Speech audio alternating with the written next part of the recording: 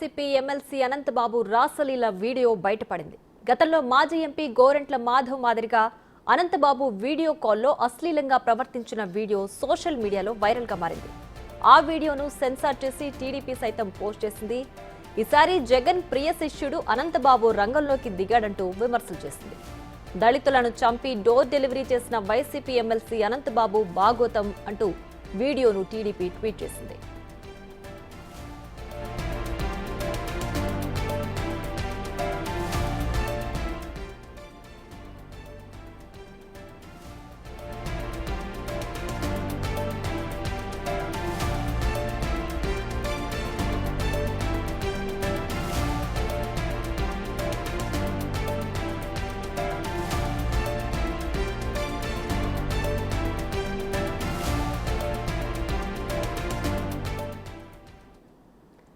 దీనికి సంబంధించి మరింత సమాచారం మా associate input editor Ganesh live లో అందించడానికి సిద్ధంగా ఉన్నారు. గణేష్, చెప్పండి, అనంతబాబు రాసలీలల వీడియో టీడీపీ ప్రస్తుతం సోషల్ మీడియాలో పోస్ట్ చేసింది. ప్రస్తుతానికి దీనికి సంబంధించి అప్డేట్స్ ఏంటి? అంటే వైసీపీ ఎమ్మెల్సీ అనంతబాబుకు సంబంధించిన 2 నిమిషాల 35 సెకండ్ల వీడియో ఇప్పుడు సోషల్ మీడియాలో ట్రెండింగ్ వీడియోగా నడుస్తుంది. మీరు అన్నట్లు నిజంగానే ఇది ఒక రాసలీలకు సంబంధించిన వీడియోలాగా మనకు కనిపిస్తుంది. తన ప్రైవేట్ పార్ట్లను చూపిస్తూ అవతల వ్యక్తులతో మాట్లాడడం కావచ్చు, లేదా సంభాషణ కావచ్చు, లేదా వాళ్ళతో ఒక మ్యూచువల్గా ఉండే ఒక అండర్స్టాండ్తో మాట్లాడుతున్న వీడియోలాగా మనకైతే స్పష్టంగా ఇందులో కనిపిస్తోంది. దాదాపు 2 నిమిషాల 35 సెకండ్ల వీడియోకి సంబంధించి ముందుగా సోషల్ మీడియాలో పోస్ట్ అయిన తర్వాత టీడీపీ దీన్ని పూర్తిగా అనేక ప్లాట్ఫామ్స్లో దీన్ని పోస్ట్ చేస్తుంది. దీనిపైన అనేక విమర్శలు, ప్రతి విమర్శలు మనకు కనిపిస్తున్నాయి. అంటే అది ఎక్కడి నుంచి ఎవరు చేశారంటే అనంతబాబు అవతల వ్యక్తికి చేసిన తర్వాత వాళ్ళిద్దరి మధ్య ఉండే సంభాషణలో ఎవరు రికార్డ్ చేశారనేది స్పష్టంగా ఫోరెన్సిక్కి వెళ్తే తప్ప తెలియని విషయం మనకి. కానీ దీన్ని మాత్రం రిలీజ్ చేయడం మాత్రం బయటకు రిలీజ్ చేశారు.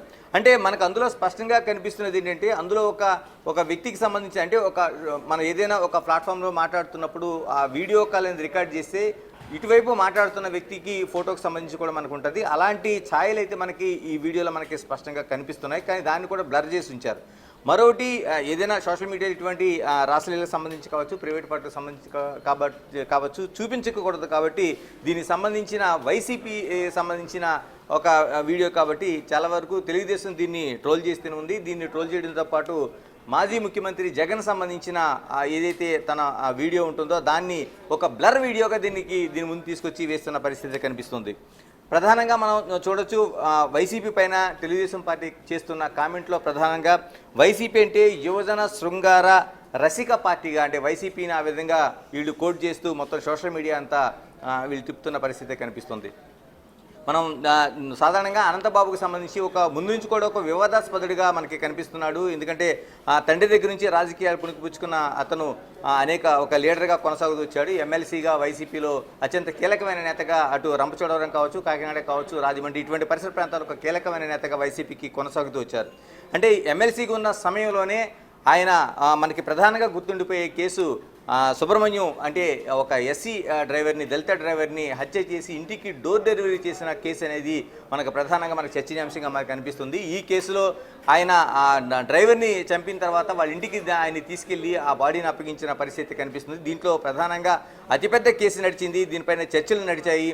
దాదాపు ఈ కేసులో ఆయన అరెస్ట్ అయిన తర్వాత దాదాపు 202 రోజులు బెయిల్ రాకుండా రాజమండ్రి సెంట్రల్ జైల్లో ఉండిపోయిన పరిస్థితి మనం చూసాం. దాని తర్వాత వైసీపీ పార్టీ అతన్ని వేరుగా ఉంచుతుందనేది ఒక భావన అయితే కనిపించింది. కానీ అలాంటిది ఏమీ లేకుండా అతను జైలు నుంచి విడుదలైన తర్వాత కూడా వైసీపీ పార్టీ అతను ఓన్ చేసుకుంది. అత్యంత భారీ ఊరేగింపుతో అక్కడ లోకల్గా ఉండి ఆనాటి ఎమ్మెల్యే జకంపూడి రాజా కావచ్చు, మిగతా నాయకులు కావచ్చు, వీళ్ళందరూ వెళ్ళి ఘనస్వాగతం పలికి ఆయన్ని ఆ రోజు ఆ దళిత డ్రైవర్ హత్య కేసులో వాళ్ళంతా స్వాగతం పలికి జైలు నుంచి తీసుకొచ్చిన పరిస్థితి కనిపించింది.